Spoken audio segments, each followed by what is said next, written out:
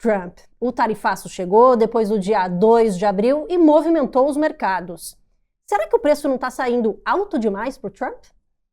Olha, Paulo, eu entendo que sim, mas você tem que entender a cabeça do Trump, né? Ele já tinha pontuado essa questão de tarifas na eleição, ele sempre deixou claro a intenção dele de impor tarifas, mas os mercados sempre assumiram que era mais uma tática de negociação do que outra coisa, né? Então estava aquela expectativa, ele fala que vai fazer, mas não deve impor tantas tarifas assim.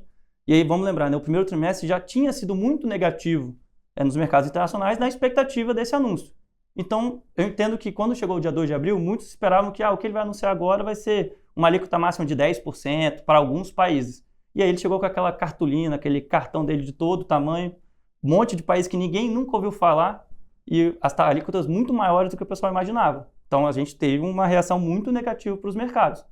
E aí, né, vamos lembrar, o mercado também tem que o Trump reagiria à performance dos mercados, talvez ele recuaria um pouco, ia rever suas posições, mas os primeiros dias não foi isso que mostrou, né? Ele reforçava a necessidade da implementação de tarifas, tanto o secretário do Tesouro lá, o Scott Bessent, quanto o do Comércio, o Howard Lutnick, reforçavam isso em entrevistas, então o mercado ficou meio sem entender qual seria a abordagem do Trump realmente, né? Então, de novo, eu acho que foi um preço muito caro, mas o presidente americano acha que é necessário para você reconstruir a economia americana.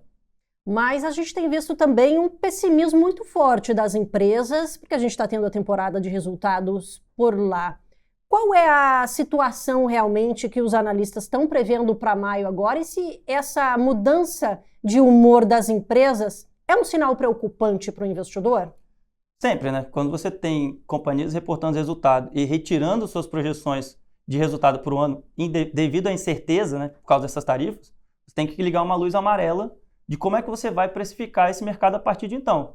E é até bom a gente voltar um pouco antes, né, essa questão da tarifa. Então, nos primeiros dias teve uma performance muito negativa, e aí o mercado estava olhando muito para a performance do S&P, né, ele caiu dos 5.700 para os 5.000 pontos, e o Trump não fazia nada, até que o mercado começou a olhar para os juros americanos, né, os treasuries, até a performance do dólar. E a gente não é comum você ver isso, né, uma desvalorização desses três ativos, né, ações, juros e moeda. Isso é uma performance de país emergente. Então, eu acho que, mais do que a performance das ações em si, a performance negativa dos juros e da moeda acendeu uma luz na cabeça do governo. Então, eles recuaram um pouco e isso trouxe de volta os investidores para os mercados, né? Mas, de novo, né, o perigo não foi totalmente tirado da mesa. Porque se ele tinha anunciado inicialmente uma tarifa lá de 20%, 30%, até 40% em determinados países, agora ele recuou e falou, não, por 90 dias eu vou implementar 10% de tarifa. Isso já vai impactar os resultados das empresas. Então, as empresas têm dificuldade para poder estimar qual vai ser o resultado daqui para frente. Os resultados em si nem estão vindo tão ruins assim, né? Mas a perspectiva de resultados fica mais difícil de ser projetada. Então, acho que esse é o grande problema hoje no mercado. A gente não consegue ter uma noção clara de qual vai ser o lucro por ação do S&P no final do ano. E como é que fica a vida do investidor nesse momento? Eu acho que, primeiro de tudo, né, sempre manter a calma. Eu sei que esses momentos de volatilidade trazem aquela preocupação para o investidor, tentar fazer o market time, buscar a ação que vai cair, comprar a que vai subir exatamente. É extremamente difícil fazer isso, né? Eu acho que você tem que ter uma carteira sempre diversificada e tentando sempre ponderar os riscos, né? A gente nunca vai ter uma carteira perfeita. Vai ter ativos que vão subir, vão ter ativos que vão cair, mas na média a gente espera que os nossos acertos sejam melhores do que os nossos erros.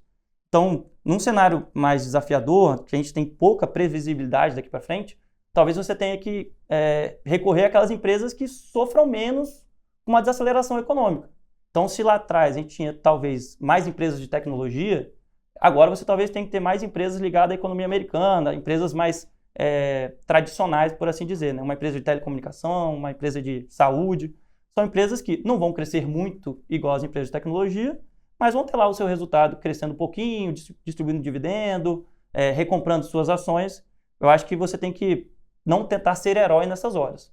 Você tem que, talvez, reduzir a sua assunção a risco para tentar navegar por um momento mais turbulento de mercado.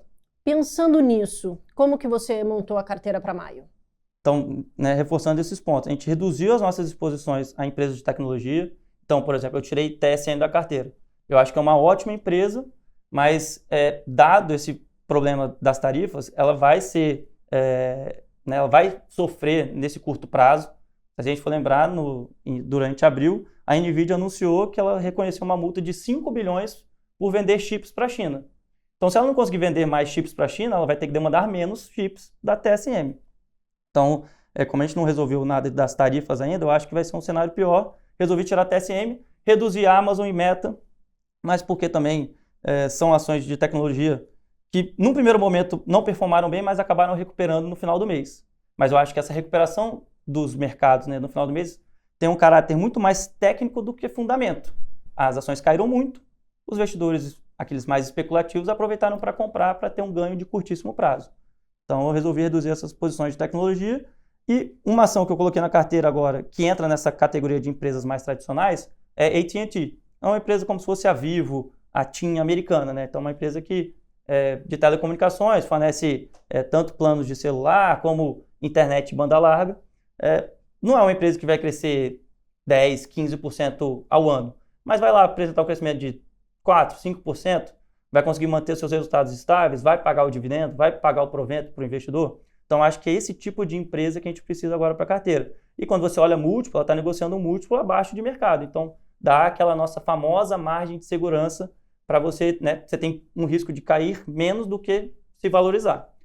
E uma outra empresa que eu acho que entra muito nesse ponto, né, de empresa tradicional, ligada à economia doméstica, são as ações da United Health.